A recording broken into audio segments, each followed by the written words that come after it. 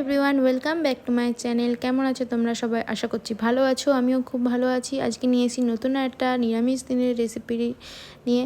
তো আশা করছি ভালো লাগবে, ভিডিওটা পুরো দেখো।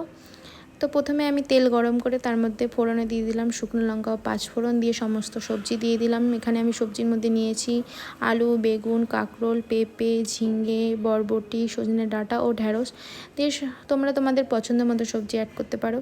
তারপর দিয়ে দিলাম লবণ ও হলদি দিয়ে কিছুক্ষণ ভেজে নেব। লবণ হলদি ভালো করে মিশিয়ে নিয়েছি। মিশিয়ে ভাজার পরে তারপরে দিয়ে দিলাম এখানে টমেটো ও কাঁচা লঙ্কা চেরা দিয়ে ভালোভাবে টমেটো কাঁচা লঙ্কা সবজির সাথে মিশিয়ে নেব। তো সবজির সাথে মিশিয়ে সবজিটা কিছুক্ষণ ঢেকে হতে দেব।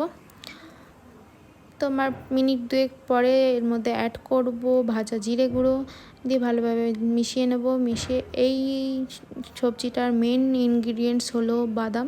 তো বাদামটা আমি ভিজিয়ে রেখেছিলাম, তো সেটাই বেটে এর মধ্যে অ্যাড করলাম, করে ভালোভাবে সবজির সাথে মিশিয়ে নেব। তো বাদামটাই এই সবজিটার টেস্ট অন্যরকম করে দেয়, খুবই ভালো লেগেছে আমার। তো আমি এটা প্রথমবারই বানিয়েছি, তো আমার খুবই ভালো লেগেছে। তোমরা অবশ্যই ট্রাই করতে পারো এবং জানিও কেমন হয়েছে। তারপরে ওখানে পরিমাণ মতো জল দিয়ে দিলাম। জলটা অল্পই দিয়েছি, হাফ গ্লাস মতো। তো সবজিটা মাখা মাখা হবে সেই জন্য অল্পই জল দিলাম। তারপর কিছুক্ষণ নেড়ে চেড়ে সবজিটা ফুটতে দেবো ঢাকা দিয়ে। তো সবজিটা ফুটে উঠেছে, এবার নামিয়ে নেব। সবজি প্রায় হয়ে গেছে। তো ভিডিওটা কেমন লাগলো অবশ্যই তোমরা কমেন্ট করে জানিও। যারা এখনও চ্যানেলটা সাবস্ক্রাইব করেনি তারা করে দিও। Thank you.